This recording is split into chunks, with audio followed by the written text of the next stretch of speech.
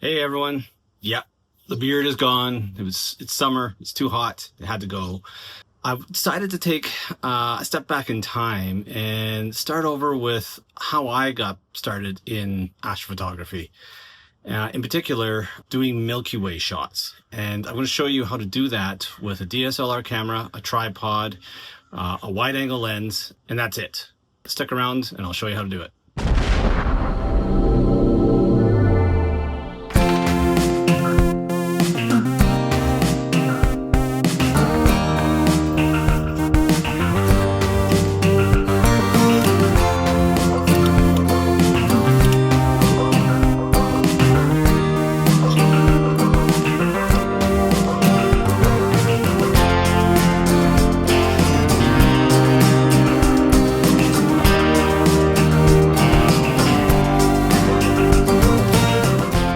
So this is all you need to shoot the Milky Way. Tripod, camera, and you actually don't even need what's called an intervalometer. I'll show you that in a second. Because the camera itself has its own delay setting, so you'll be able to say, I want to take a photo for 10 seconds, 30 seconds. 30 seconds is generally the longest, but with this camera I'm going to show you,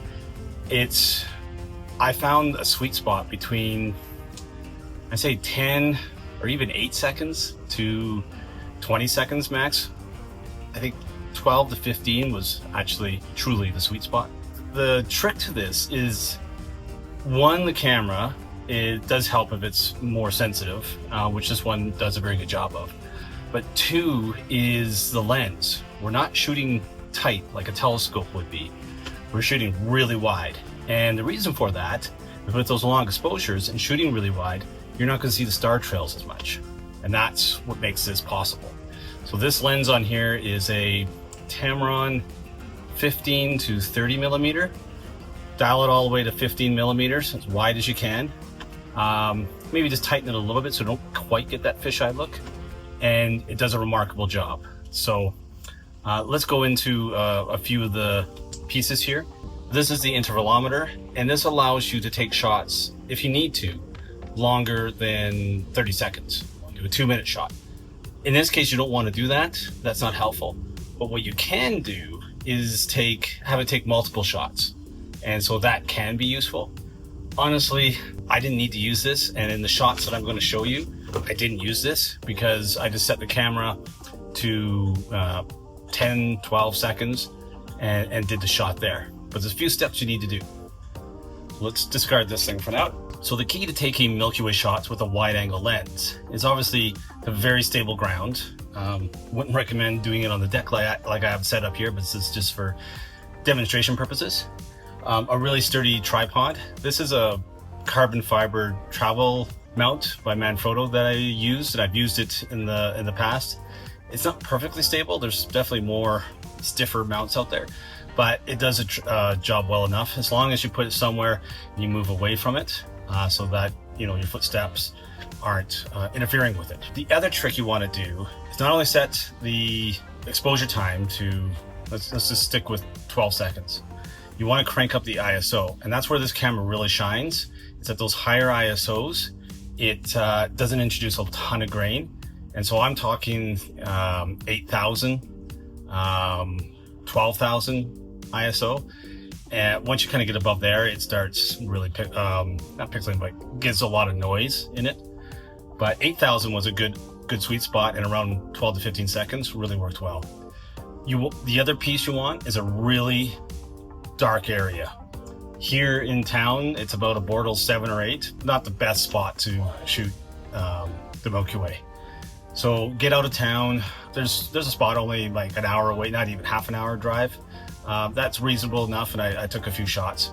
Some of the shots I'm going to show you, I was in the middle of nowhere, and I was very fortunate to be in those places when I was able to take some of those shots.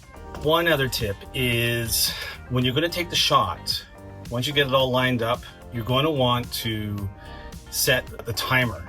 It's a timer when you click it and then you run into the frame to get your shot with your family. Use that, because what that does is it allows you to step away. Any kind of vibration or motion settles down, and then you get a nice, clean, stable shot. Lastly, which direction to shoot. you want to shoot in the direction of Sagittarius. There's a reason why in the middle of our galaxy there is a big black hole called Sagittarius A star. That is in the constellation Sagittarius. Generally in the southern skies, but that's where the bulge, that's where you're going to get the most dramatic photos, is pointing at that Sagittarius constellation area, and you'll get the best results there. So just to recap, 1, a stable tripod, as sturdy as you can, stable ground as much as possible, a DSLR or a mirrorless camera. I haven't actually tried the mirrorless, but I'm sure they work just fine. So 2 would be the camera, and 3 would be the lens, as wide angle as possible. This Tamron 15-30 was great. Sometimes I would want to dial it in just a little bit. Anything more wider angle than 15 millimeters, you're really going to get that fisheye look, which you might not want. 4, point in the direction of Sagittarius towards the south. 5, ISO, you want somewhere around 8,000 depending on the camera. 6, the exposure length, you want to be around, let's just say a nice medium number would be, let's go with 15 seconds. That'll give you definitely enough to work with. Where am I at? 6, 7, one of those two, we'll say 7.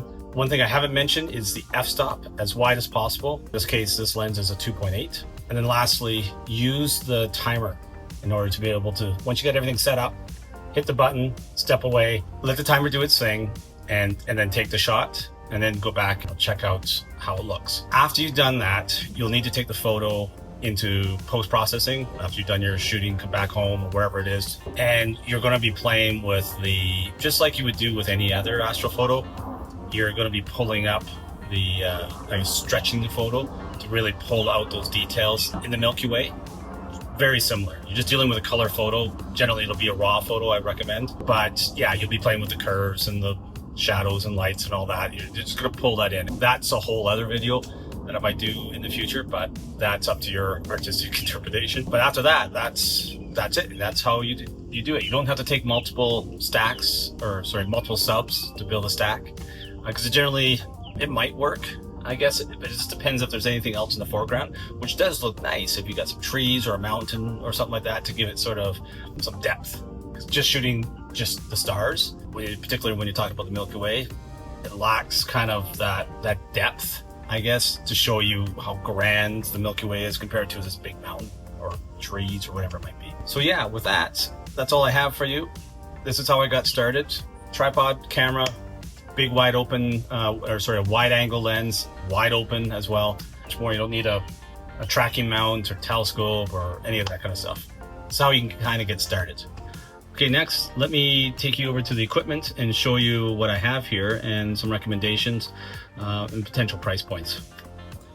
Okay, equipment. Let's start with the tripod. Thankfully, that's the cheapest one here. It's a Manfrotto 7322CY. It's a carbon fiber travel tripod, and I've seen them on sites such as Camera Traders for $139, so $140 Canadian. You can get some other ones, just some aluminum ones, even off Amazon for $170 Canadian, brand new. Moving on to the camera body itself, I'm using the Nikon D750, a great camera, especially for this kind of stuff. And it is running about, I've seen it as cheap as $500 US. I've seen it other places about $700, $544 on eBay, and then the various different prices because they include a bunch of different things. All you need is the body and batteries, obviously. Lastly, we have the lens itself. So this is a Tamron 15 to 30 millimeter f2.8 lens. On Amazon, that's showing up as 1,600 Canadian dollars for a brand new one. But used, I've seen them on eBay here for $550. Another one here for $680. Here's one, it's for $477. So, varied prices. Obviously make sure that, just protect yourself, because sometimes, there might be some damage to the lens. And so it's, if at all possible, try to find one local, just to check the lens quality, make sure there's no scratches. Stick it on, get the camera body first, and then stick it on your camera body and just look to see if there's any kind of weird artifacting at different focuses. And also go out of focus, because that might show up some hair or some fibers have gotten in there, or dust, which you won't see immediately if you're focused, but as you do your post-processing, that can show up. So little tip there. The intervalometer, as I said, is not necessary, but if you want, there is the standard Nikon intervalometer, and which I had and then lost. I don't know what I did with it. So I got one by a manufacturer called Vello, V-E-L-L-O, and it looks basically identical, and it's called the Shutter Boss. And it looks like there's a second version, a version 2 of this now, so I have still the first version. Brand new on Amazon, it's about 150 Canadian. Some other cheaper models, as low as like 70, oh, here's one for 30 by Newer Digital. Just make sure it's got the right ends. So it looks like that. It's almost like a micro USB, and this is the actual intervalometer there. You can set, length of exposure, how many exposures you want to take, whether you want to set a self timer, intervals between shots. That's also a thing this thing can do. More for when you've moved on, you've got a telescope, you've got a tracking mount, you've got a T adapter for your DSLR, and you'll need one of these. That's for another video.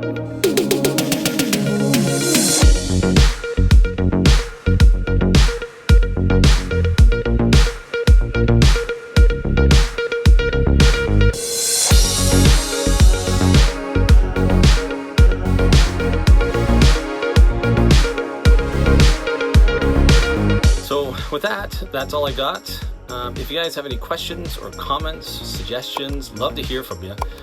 Just please post down below. Give me a thumbs up if you wouldn't mind. And thanks for watching. We'll catch you later.